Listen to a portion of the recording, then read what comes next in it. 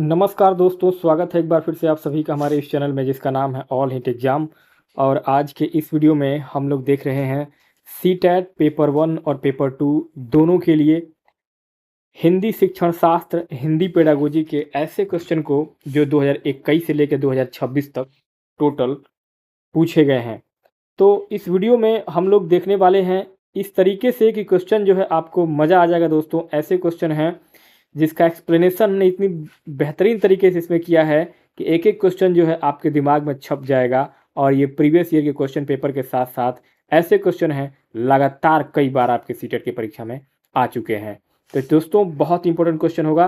Total 50 question हमने इस video में लिया है और वो 50 क्वेश्चन ऐसे क्वेश्चन हैं जो आपके सीटेट 6 सितंबर की जो परीक्षा होने वाली थी, जो अभी कैंसिल हो गई है, आगे फिर होगी अक्टूबर में, उसके लिए बहुत कारगर साबित होगा, यूँ कहें कि रामबाण साबित होगा। तो दोस्तों चलिए स्टार्ट करते हैं। पहला क्वेश्चन आपके स्क्रीन पर प्रश्न 1, क्वेश्चन नंबर 1 में कह रहा है कि भाषा अर्जन लैंग्वेज एक्विजिशन के लिए सबसे महत्वपूर्ण कारक क्या है। तो यहाँ आपका पहले नंबर के इस प्रश्न में पहला ऑप्शन कह रहा था भाषा का व्याकरण, दूसरा समृद्ध समृद्ध भाषिक परिवेश, तीसरा भाषा की पाठ्यपुस्तक और चौथा है शिक्षक का ज्ञान। यहाँ करेक्ट और राइट आंसर क्या होगा। पहला कह रहा है भाषा का व्याकरण। नहीं, व्याकरण की कोई ज़रूरत नहीं पड़ती है, व्याकरण की कोई ज़रूरत नहीं पड़ेगी अगर आप लैंग्वेज एक्विजिशन कर रहे हैं, भाषा अर्जन कर रहे हैं तो। बाकी समृद्ध भाषिक परिवेश, जी हाँ बिल्कुल राइट आंसर होगा आपका option number B. Option number B आपका राइट आंसर होगा। सी भाषा की पाठ्यपुस्तक से कोई लेना देना नहीं है, शिक्षक के ज्ञान थोड़ा सा ये इंपॉर्टेंट होगा, लेकिन करेक्ट आंसर हो जाएगा आपका यहाँ पे ऑप्शन नंबर बी, समृद्ध भाषिक परिवेश। क्यों होगा समृद्ध भाषिक परिवेश ऑप्शन नंबर बी? क्योंकि भाषा अर्जन एक सहज, स्वाभाविक और सबकॉन्शियस यानी कि अवचेतन प्रक्रिया है। इसके लिए किसी औपचारिक कक्षा, पुस्तक या व्याकरण की आवश्यकता नहीं होती है। बच्चे अपने आसपास के वातावरण जैसे कि अपने समाज, अपने परिवार को सुन करके भाषा को आत्मसात करते हैं, अर्जित करते हैं, ग्रहण करते हैं। नॉम चॉम्स्की ने कहा था कि बच्चों में भाषा सीखने की जन्मजात क्षमता होती है, एक्विजिशन की क्षमता जन्मजात होती है। इसलिए बच्चे को जितना अधिक समृद्ध भाषिक परिवेश मिलेगा, भाषा अर्जन उतना ही तीव्र और स्वाभाविक होगा। तो यहाँ आपका बाकी के जो 3 विकल्प हैं, व्याकरण, पुस्तक, शिक्षक, यह भाषा अधिगम के हिस्से हैं, यानी कि लैंग्वेज लर्निंग के हिस्से हैं, न कि एक्विजिशन। और लर्निंग यानी कि अधिगम और एक्विजिशन मतलब कि अर्जन। तो जहाँ भाषा अर्जन आएगा वहाँ ये तीनों विकल्प आपके गलत होंगे, जहाँ अधिगम आएगा वहाँ ये तीनों विकल्प सही होंगे। तो यहाँ पे एक्विजिशन की बात हो रही है, भाषा अर्जन की बात हो रही है, तो ऑप्शन नंबर बी आपका समृद्ध भाषिक परिवेश करेक्ट और राइट आंसर हो जाएगा। नेक्स्ट आगे क्वेश्चन नंबर 2 कह रहा था एक बहुभाषिक कक्षा मल्टीलिंगुअल क्लासरूम में बच्चों की मातृभाषाओं का प्रयोग।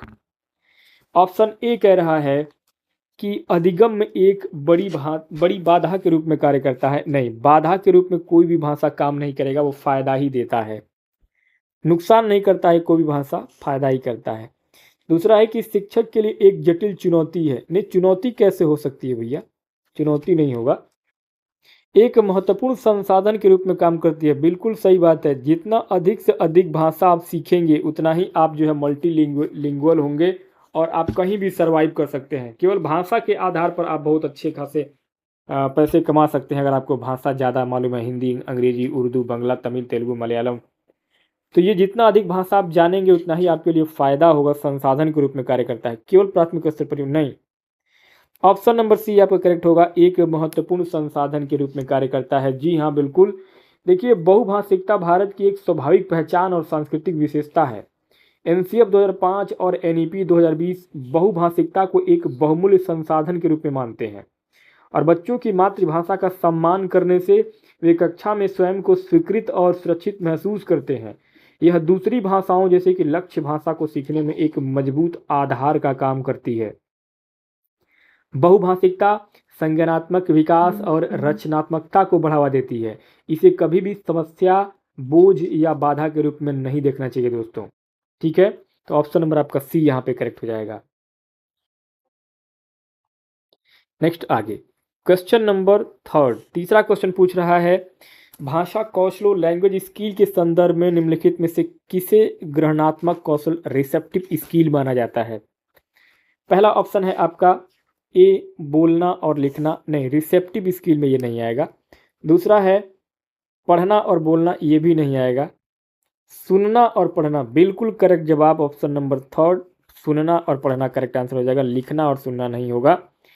सुनना और पढ़ना क्यों होगा, क्योंकि भाषा के देखिए 4 मुख्य कौशल होते हैं। पहला सुनना, दूसरा बोलना, तीसरा पढ़ना और चौथा लिखना। LSRW क्या है, LSRW। इन्हें 2 मुख्य श्रेणियों में बांटा गया है। पहला है ग्रहणात्मक यानी कि रिसेप्टिव स्किल्स और दूसरा है उत्पादक यानी कि प्रोडक्टिव स्किल्स। सुनना और पढ़ना ये ग्रहणात्मक कौशल है, क्योंकि इनके माध्यम से हम दूसरों के विचारों और सूचनाओं को ग्रहण करते हैं, रिसीव करते हैं। ये क्या है, ग्रहणात्मक कौशल है। और बोलना और लिखना ये क्या है, अभिव्यक्तात्मक या उत्पादक कौशल है, क्योंकि इनके माध्यम से हम अपने विचारों का उत्पादन या निर्माण करते हैं। तो ये चारों कौशल LSRW एक दूसरे से अंतः संबंधित होते हैं और एक साथ विकसित होते हैं। ठीक है, तो ऑप्शन नंबर आपका यहाँ पे थर्ड, सुनना और पढ़ना करेक्ट और राइट आंसर हो जाएगा। नेक्स्ट आगे क्वेश्चन नंबर 4, पठन के संदर्भ में बारीकी से पढ़ना स्कैनिंग का मुख्य उद्देश्य क्या होता है। ठीक है, ऑप्शन ए कह रहा है कि पाठ्य सामग्री का सामान्य विचार या सार प्राप्त करना। बी आनंद और मनोरंजन के लिए पढ़ना। सी किसी विशिष्ट सूचना या तथ्य को खोजना। डी पढ़ने की गति का परीक्षण करना। यहाँ 4 नंबर के प्रश्न में आपका पाठ्य सामग्री का सामान्य विचार या सार प्राप्त करना नहीं होगा। आनंद और मनोरंजन के लिए पढ़ना ये भी नहीं होगा। किसी विशिष्ट सूचना, जी हाँ ऑप्शन नंबर सी किसी विशिष्ट सूचना या तथ्य को खोजना करेक्ट हो जाएगा। पढ़ने की गति का परीक्षण करना बिल्कुल गलत होगा। ऑप्शन नंबर सी किसी विशिष्ट सूचना या तथ्य को खोजना करेक्ट होगा, परंतु क्यों होगा, देखिए स्कैनिंग यानी कि बारीकी से पठन एक तीव्र पठन तकनीक है जिसको स्कैनिंग कहते हैं। इसका प्रयोग किसी विशेष जानकारी को ढूंढने के लिए किया जाता है। जैसे कि मोबाइल में अगर किसी का नाम खोजना हो तो हम कैसे देखते हैं, तो वो एक तरीके से स्कैन करते हैं हम। और स्कीमिंग जो होती है, जैसे कि स्कीमिंग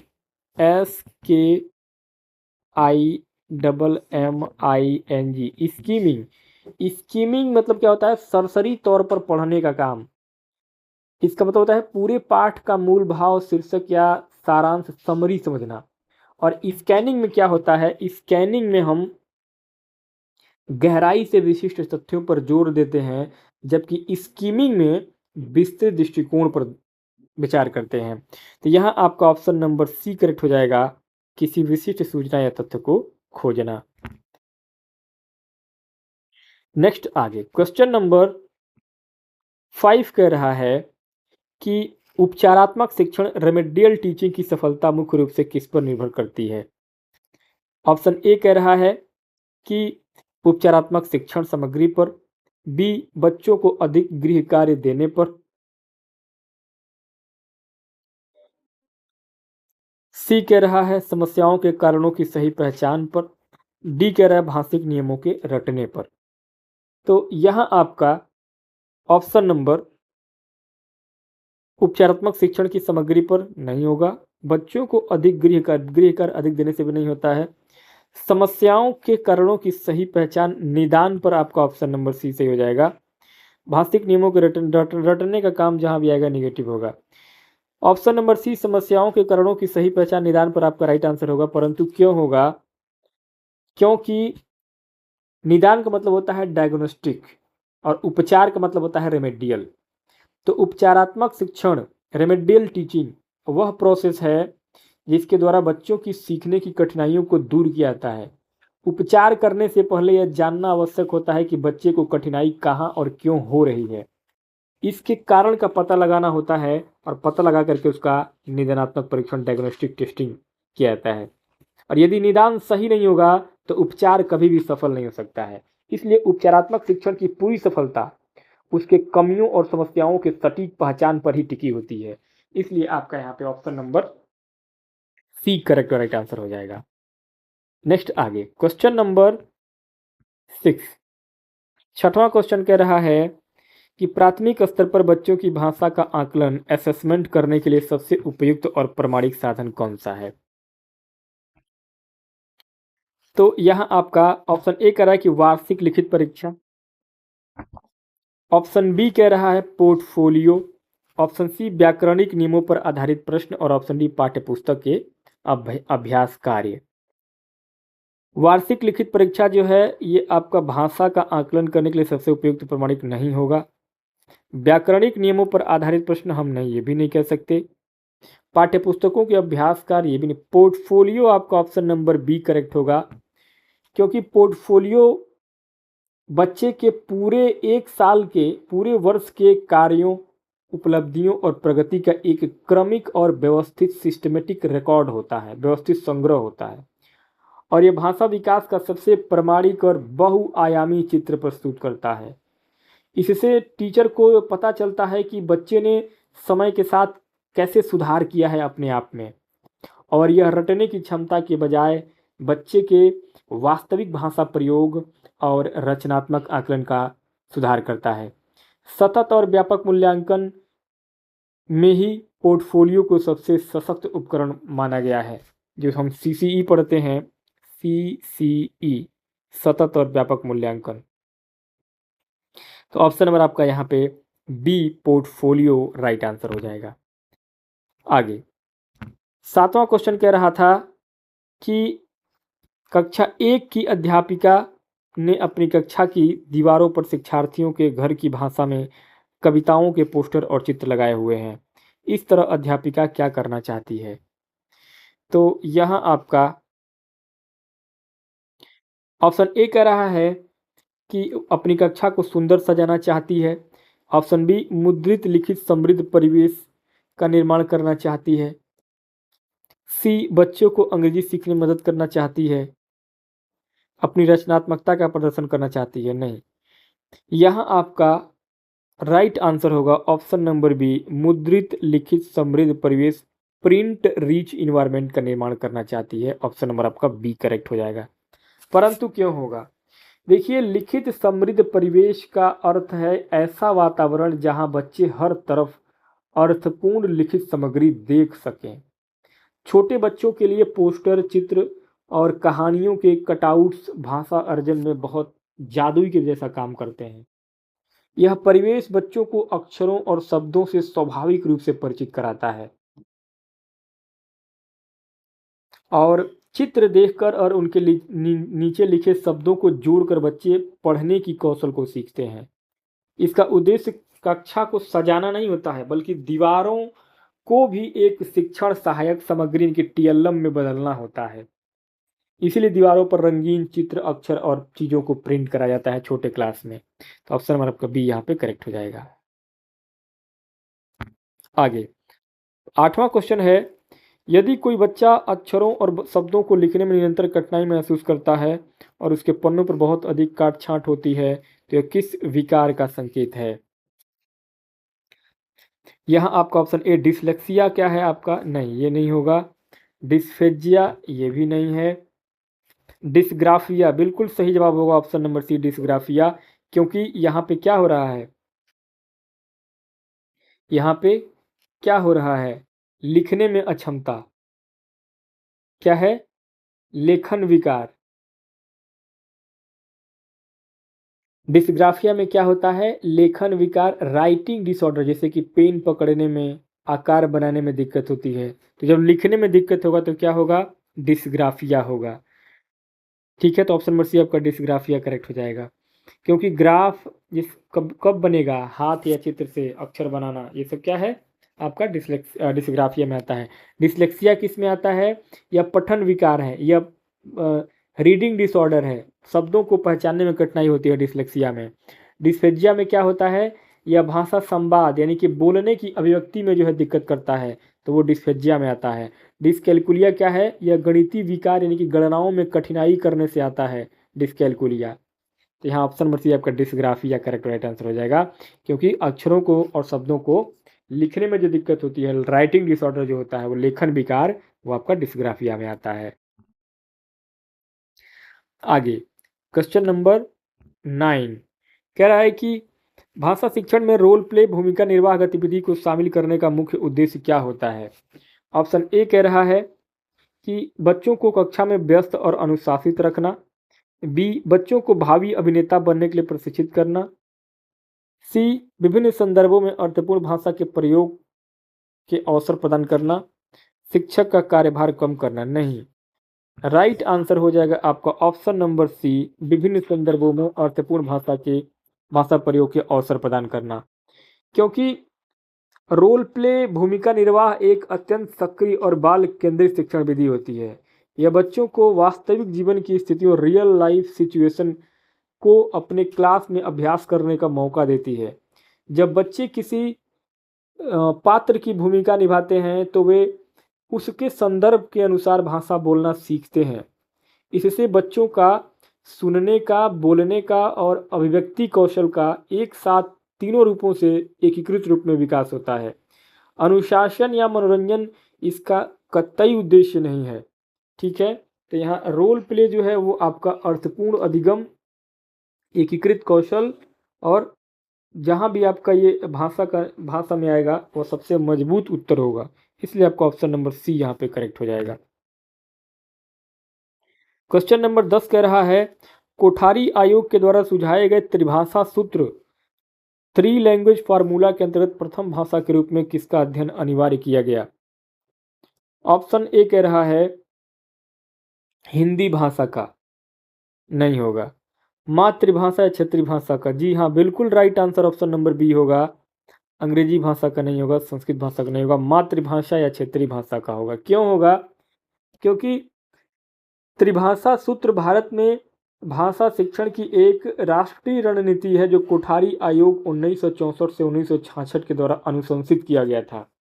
इसका उद्देश्य बहुभाषिकता को क्लास में बढ़ावा देना और राष्ट्रीय एकता को स्थापित करना था। प्रथम भाषा के रूप में हमेशा बच्चे की मातृभाषा पढ़ाई जानी चाहिए। मातृभाषा से शिक्षा शुरू करना बच्चों की संज्ञानात्मक नींव को मजबूत करता है, इसलिए बच्चे की पहली भाषा हमेशा उसका मदर टंग मातृभाषा होगा। द्वितीय भाषा उसके राज्य के अनुसार होगा, किस राज्य का बच्चा है, जैसे कि तमिलनाडु का है तो तेलुगु होगा और यूपी का है तो हिंदी होगा। और तृतीय भाषा के रूप में कोई आधुनिक भाषा होगी जैसे कि अंग्रेजी होगा। तो इस तरीके से वो बच्चा 3 भाषाओं को पढ़ेगा। जैसे कि अगर उत्तर प्रदेश की बात करेंगे तो उत्तर प्रदेश में प्राथमिक मातृभाषा भोजपुरी होती है, द्वितीय भाषा हिंदी होती है और तृतीय भाषा के रूप में अंग्रेजी को लिया जाता है। ठीक है, तो ऑप्शन नंबर बी आपका यहाँ पे करेक्ट हो जाएगा। नेक्स्ट दोस्तों, आगे क्वेश्चन नंबर 11 कह रहा है जब कोई पाठक किसी पाठ्य सामग्री में से किसी विशिष्ट जानकारी जैसे कि नाम, तारीख या फ़ोन नंबर को खोजने के लिए उसे तेजी से पढ़ाता है तो पठन के इस उपकौशल को क्या कहा जाता है। ऑप्शन ए कह रहा है सरसरी पठन, ऑप्शन बी बारीकी से पठन, ऑप्शन सी विस्तृत पठन और ऑप्शन डी है गहन पठन।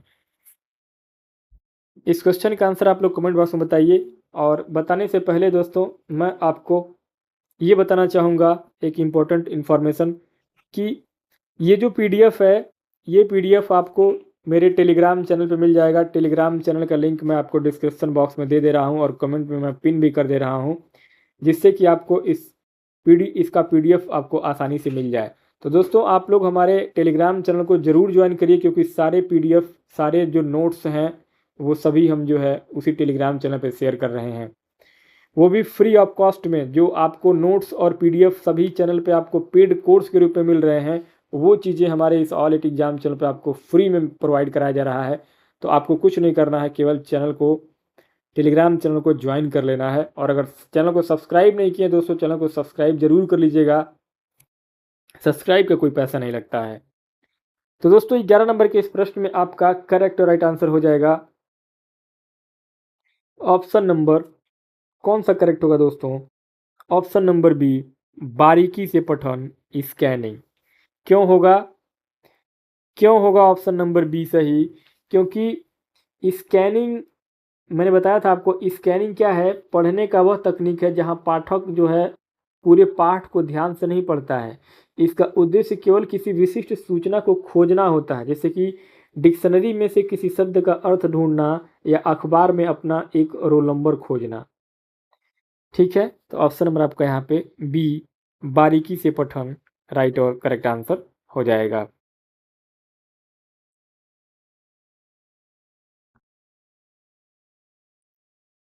नेक्स्ट आगे 12वां क्वेश्चन है, लेखन का प्रक्रिया उपागम प्रोसेस अप्रोच टू राइटिंग के चरणों का सही और वैज्ञानिक क्रम क्या होगा? ऑप्शन ए है सुंदर अक्षरों में लिखना और उसे याद करना। बी, शिक्षक द्वारा बोले गए वाक्यों को हूबहू उतार लेना। सी, योजना बनाना, प्रारूप तैयार करना, संशोधन करना और अंतिम रूप देना। ऑप्शन नंबर सी आपका करेक्ट होगा। डी, बिना सोचे समझे सीधे एक बार में शुद्ध लेख लिख लेना नहीं। ऑप्शन नंबर सी सही होगा, परंतु क्यों होगा समझिए। देखिए, योजना बनाना, प्रारूप तैयार करना, संशोधन करना और अंतिम रूप देना, सबसे पहले प्री राइटिंग, फिर ड्राफ्टिंग, फिर रिवाइजिंग और लास्ट में एडिटिंग। तो भाषा शिक्षा शास्त्र में लेखन एक प्रक्रिया है, केवल एक अंतिम उत्पाद नहीं। लेखन प्रक्रिया का पहला चरण विचार उत्पन्न करना, जैसे कि योजना बनाना, ब्रेन स्टॉर्मिंग यानी कि प्लानिंग करना। इसके बाद विचारों को कागज पर उतारना यानी कि प्रारूप निर्माण करना। इसके बाद गलतियों और विचारों को सुधारने के लिए संशोधन करना, और लास्ट में व्याकरण और वर्तनी को जांच करने के लिए अंतिम रूप यानी कि एडिटिंग दिया जाता है। इसलिए आपका यहाँ पे ऑप्शन नंबर सी करेक्ट और राइट आंसर हो जाएगा। नेक्स्ट आगे क्वेश्चन नंबर 13 कह रहा है, भारतीय संविधान OELA 1963 के अनुसार भारत में अंग्रेजी भाषा को कौन सा दर्जा प्राप्त है? ऑप्शन ए है राजभाषा ऑफिशियल लैंग्वेज। बी, सह राजभाषा एसोसिएट ऑफिशियल लैंग्वेज। सी, राष्ट्रभाषा नेशनल लैंग्वेज और डी, शास्त्रीय भाषा classical language. Option number B आपका सही हो जाएगा, सह राजभाषा एसोसिएट ऑफिशियल लैंग्वेज। क्योंकि हिंदी जो है, हिंदी राजभाषा है, अनुच्छेद 343, अनुच्छेद आर्टिकल 343 के अंतर्गत हिंदी को क्या है, राजभाषा, और अंग्रेजी को सह राजभाषा OELA 1963 के अनुसार दिया गया था। भारतीय संविधान के अनुच्छेद 343 के भाग 1 के अनुसार हिंदी हमारी राजभाषा ऑफिशियल लैंग्वेज है। राजभाषा अधिनियम OELA 1963 के तहत अंग्रेजी को सह राजभाषा एसोसिएट ऑफिशियल लैंग्वेज का दर्जा दिया गया है। भारत की कोई एक राष्ट्रभाषा घोषित नहीं है। यह प्रश्न जो है सीटेट में बार बार जो है भ्रमित करने के लिए पूछा गया है दोस्तों। तो ध्यान रखना है कि हिंदी क्या है, राजभाषा ऑफिशियल है, और अंग्रेजी जो है वो आपका सह राजभाषा यानी कि एसोसिएट लैंग्वेज है। भारत की कोई राष्ट्रभाषा नहीं है, इसलिए इस विकल्प को तुरंत आपको काट देना है। ऑप्शन नंबर आपका बी यहाँ पे करेक्ट हो जाएगा। नेक्स्ट क्वेश्चन नंबर 14 कह रहा है कि प्रारंभिक साक्षरता अर्ली लिटरेसी के स्तर पर छोटे बच्चों के द्वारा कागज पर बनाई गई आड़ी तिरछी रेखाओं किरम कांटे को शिक्षा शास्त्र में किस रूप में देखा जाता है? तो यह आपका ऑप्शन ए कह रहा है कि यह समय की बर्बादी और इसे रोकना चाहिए। नहीं। यह केवल एक खेल है जिसका पढ़ाई से कोई संबंध नहीं है। नहीं। यह बच्चों की खराब मोटर स्किल का संकेत है। ये भी नहीं है।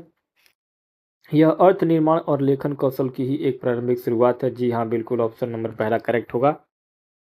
क्योंकि कीरम कांटे जैसे बच्चे जो है कापी किताब पे ऐसे ऐसे ऐसे ऐसे गूंजते हैं, लिखते हैं, इसको स्क्रैबल बोलते हैं, कीरम कांटे।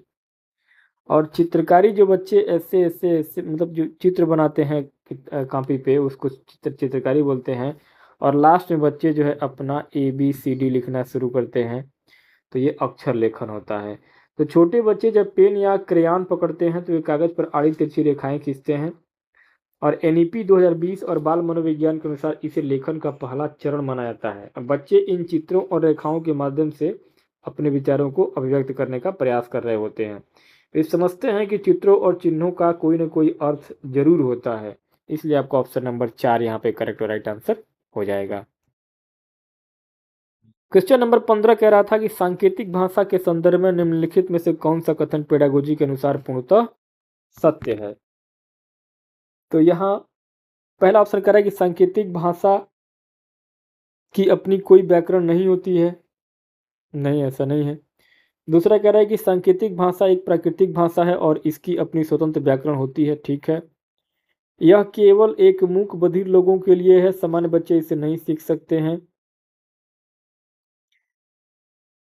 डी है कि सांकेतिक भाषा केवल हाथ के इशारों का एक अनौपचारिक और नियमहीन ना।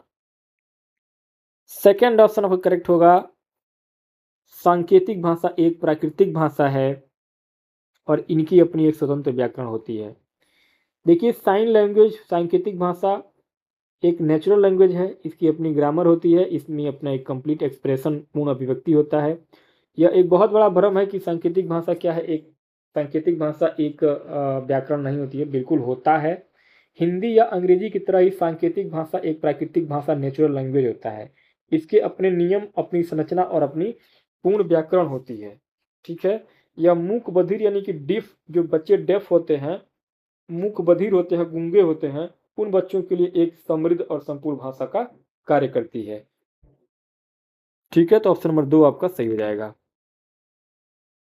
आगे 16वां क्वेश्चन है, भाषा शिक्षण का वह उपागम जो सबसे पहले वर्णमाला के अक्षरों और ध्वनियों से शुरू होता है और फिर शब्द, वाक्य और अंततः पूरे पाठ तक पहुंचता है, क्या कहलाता है।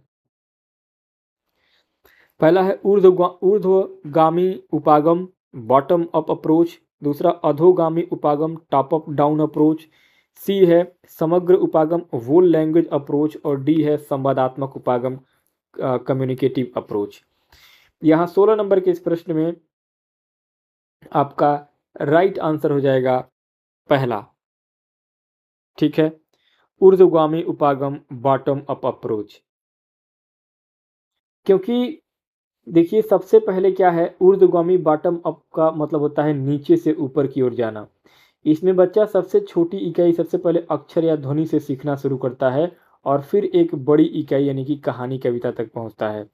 ठीक इसके उल्टा होता है अधोगामी यानी कि टॉप डाउन उपागम। इसमें बच्चा पहले पूरी कहानी सुनता है और बाद में अक्षरों पर आता है। तो एनईपी 2020 अर्थ निर्माण टॉप अप डाउन पर अधिक बल देती है, लेकिन वर्णमाला से शुरुआत करना बॉटम अप कहलाता है। तो यहाँ आपका ऑप्शन नंबर पहला करेक्ट हो जाएगा, ऊर्ध्वगामी उपागम, बॉटम अप अप्रोच। 17वां है, किसी भाषा के शब्दों और उनके द्वारा दर्शाए गए अर्थों या वस्तुओं के बीच कोई स्वाभाविक या वैज्ञानिक संबंध नहीं होता है। भाषा की इस प्रमुख विशेषता को क्या कहा जाता है। पहला है भाषा की उत्पादकता। दूसरा है भाषा की नियमबद्धता। तीसरा है भाषा की यादृच्छिकता। और चौथा है भाषा की परिवर्तनशीलता। यहाँ आपका ऑप्शन नंबर थर्ड सही हो जाएगा, सी, भाषा की यादृच्छिकता, आर्बिट्रेरीज। क्यों होगा? क्योंकि देखिए, जैसे कोई कुत्ता है तो कोई तार्किक संबंध नहीं, केवल समाज के द्वारा तय किया जाता है। जैसे कि यादृच्छिक का मतलब होता है मनमाना या जो बिना किसी वैज्ञानिक तर्क के मान लिया गया हो। इसे पानी को पानी क्यों कहते हैं, इसका कोई वैज्ञानिक कारण नहीं है, यह बस समाज के द्वारा तय कर लिया गया कि हाँ, इसको पानी कहना है। अंग्रेजी में इसे वाटर और संस्कृत में जल कहते हैं, जो सिद्ध करता है कि शब्द और वस्तु के बीच कोई जन्मजात संबंध नहीं होता है। यही कारण है कि दुनिया में इतनी अलग अलग भाषाएं मौजूद हैं। इसलिए आपका ऑप्शन नंबर थर्ड, भाषा की यादृच्छिकता, करेक्ट हो जाएगा। एक एक क्वेश्चन को दोस्तों हमने बहुत अच्छे से इसमें डिस्क्राइब किया है। इस पीपीटी को, इस पीडीएफ को आप लोग जो है ज़रूर डाउनलोड करिएगा। टेलीग्राम चैनल पे हम इसको डाले हुए हैं। ठीक है, आगे 18वां क्वेश्चन है कि कोठारी आयोग 1964 से 1966 के द्वारा दिए गए त्रिभाषा सूत्र के अनुसार विद्यार्थी शिक्षा में प्रथम भाषा के रूप में अनिवार्य रूप से किसे पढ़ाया जाना चाहिए। पहला है केवल हिंदी, चाहे बच्चा किसी भी राज्य का हो। नहीं। केवल अंग्रेजी वैश्विक भाषा के रूप में, ये भी नहीं। तीसरा है मातृभाषा या क्षेत्रीय भाषा, मदर टंग रीजनल लैंग्वेज, बिल्कुल सही जवाब है, भारत सरकार की आधिकारिक भाषा नहीं। थर्ड ऑप्शन आपका करेक्ट होगा, मातृभाषा या क्षेत्रीय भाषा। परंतु क्यों होगा? क्योंकि कोठारी आयोग की त्रिभाषा सूत्र में बहुभाषिकता को बढ़ावा देना था। इसके अनुसार बच्चे की विद्यालयी शिक्षा की शुरुआत हमेशा उसकी प्रथम भाषा से होनी चाहिए, उसकी मदर टंग उसकी मातृभाषा से होनी चाहिए। हिंदी भाषी राज्यों में दूसरी भाषा अंग्रेजी या अन्य आधुनिक भाषा हो सकती है, जबकि गैर हिंदी राज्यों में दूसरी भाषा हिंदी या अंग्रेजी होती है। ऑप्शन नंबर थर्ड आपका यहाँ पे करेक्ट राइट आंसर हो जाएगा। 19वां प्रश्न है कि एक बच्चा खेल के मैदान में या कैंटीन में अपने दोस्तों के साथ बातचीत करने के लिए जिस अनौपचारिक और दैनिक भाषा का प्रयोग करता है उसे भाषा शिक्षा शास्त्र में क्या कहा जाता है। तो पहला ऑप्शन कह रहा है कि संज्ञानात्मक रूप से उच्च स्तरीय भाषा। दूसरा है बुनियादी अंतर्वैयक्तिक संप्रेषण कौशल विकसित, जी हाँ। सी जटिल अकादमिक भाषा। डी कृत्रिम भाषा नहीं। सेकंड ऑप्शन आपका करेक्ट होगा बुनियादी अंतर्वैयक्तिक संप्रेषण कौशल विकसित, क्योंकि विकसित का मतलब होता है दैनिक बातचीत अनौपचारिक खेल का मैदान। देखिए इसमें जिम्स कमिंस जो थे मनोवैज्ञानिक, जिम्स कमिंस ने भाषा प्रवीणता को दो भागों में बांटा था। एक था विक्स और एक था आपका काल्प, CALP काल्प, और एक था विक्स BICS विक्स। विक्स में आपका आता है दैनिक बातचीत अनौपचारिक खेल का मैदान, और काल्प में आता है आपका अकादमिक भाषा अनौपचारिक कक्षाएं और किताबें। तो बिक्स जैसे कि बिक्स को बोलते हैं बेसिक इंटरपर्सनल कम्युनिकेटिव स्किल्स। यह डेली लाइफ रोजमर्रा की अनौपचारिक और सामाजिक बातचीत की भाषा होती है, जैसे कि अपने दोस्तों से आप कैसे बात करते हैं, वो क्या है आपका बिक्स की भाषा है। काल्प में क्या होता है, जैसे कि कॉग्निटिव एकेडमिक लैंग्वेज प्रोफिशिएंसी। यह स्कूल किताबों और उच्च स्तरीय सोच में प्रयोग होने वाली औपचारिक अकादमिक भाषा है, जैसे कि हिंदी भाषी राज्यों के लिए अंग्रेजी क्या है, एक काल्प लैंग्वेज है। तो बच्चे बिक्स जल्दी सीखते हैं जबकि काल्प सीखने में समय लगता है। बच्चे हिंदी, जैसे हिंदी भाषी बच्चे हैं तो हिंदी जल्दी सीखेंगे, अंग्रेजी थोड़ा सा लेट में सीखेंगे। ठीक है, तो यहाँ बिक्स आपका ऑप्शन नंबर 2 करेक्ट हो जाएगा। अगला 20वां प्रश्न है व्याकरण शिक्षण के संदर्भ में प्रक्रियात्मक ज्ञान से क्या तात्पर्य है। ए है व्याकरण के नियमों को रटना और परीक्षा में लिखना, बिल्कुल नहीं। बी यह जानना कि किसी व्याकरण नियम का उपयोग वास्तविक संदर्भ में कैसे किया जाए, जी हाँ बिल्कुल सही बात है। ऑप्शन नंबर बी करेक्ट होना चाहिए। सी को देखते हैं, सी में क्या कह रहे हैं। केवल व्याकरण की पुस्तकों को पढ़कर केवल शब्द जहां आएगा वो निगेटिव हो जाएगा। डी व्याकरण की परिभाषाओं का शब्द स क्या है, निगेटिव हो गया, व्यापक होना चाहिए। सेकंड ऑप्शन बी आपका करेक्ट हो जाएगा, परंतु क्यों होगा, देखिए यह जानना कि किसी व्याकरणिक नियम का उपयोग वास्तविक संदर्भ में कैसे किया जाए, ये करेक्ट होगा इसलिए क्योंकि भाषा में ज्ञान दो प्रकार का होता है। एक होता है घोषणात्मक यानी कि डिक्लेरेटिव, और दूसरा होता है प्रक्रियात्मक यानी कि प्रोसीजरल। तो घोषणात्मक ज्ञान क्या होता है, घोषणात्मक ज्ञान केवल नियमों और तथ्यों को जानना, जैसे कि संज्ञा की परिभाषा जानना, तो क्या है ये घोषणात्मक ज्ञान है। प्रक्रियात्मक ज्ञान क्या होता है, प्रक्रियात्मक ज्ञान उस नियम को वास्तविक बातचीत या लेखन में लागू करते हैं तो उसी को हम प्रक्रियात्मक ज्ञान कहते हैं। इसे करके सीखना या कैसे किया जाए भी कहा जाता है प्रक्रियात्मक ज्ञान को। और NEP 2020 रटने के बजाय प्रक्रियात्मक ज्ञान पर सबसे अधिक जोर देती है, प्रोसीजरल लैंग्वेज पर।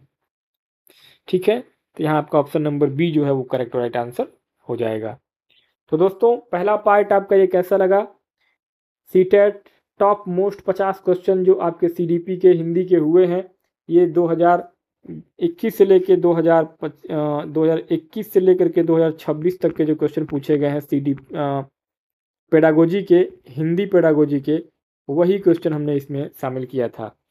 तो उम्मीद करता हूँ ये वीडियो आपका पहले पार्ट का वीडियो पसंद आया होगा। वीडियो पसंद आया हो तो वीडियो को लाइक कीजिए, चैनल पर पहली बार आए हैं चैनल को सब्सक्राइब कीजिएगा।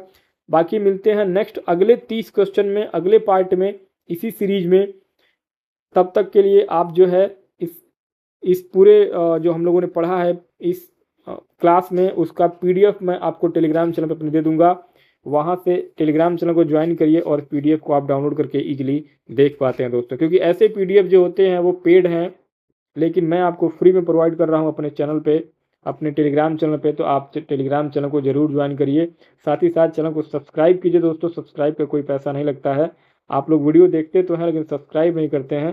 सब्सक्राइब करेंगे तो आपको आने वाली वीडियो को नोटिफिकेशन मिल जाएगा, जिससे कि आप रेगुलर वीडियोस देख पाएंगे। सब्सक्राइब का कोई पैसा नहीं लगता है। ठीक है, मिलते हैं नेक्स्ट वीडियो में नए टॉपिक के साथ। तब तक के लिए बहुत बहुत धन्यवाद।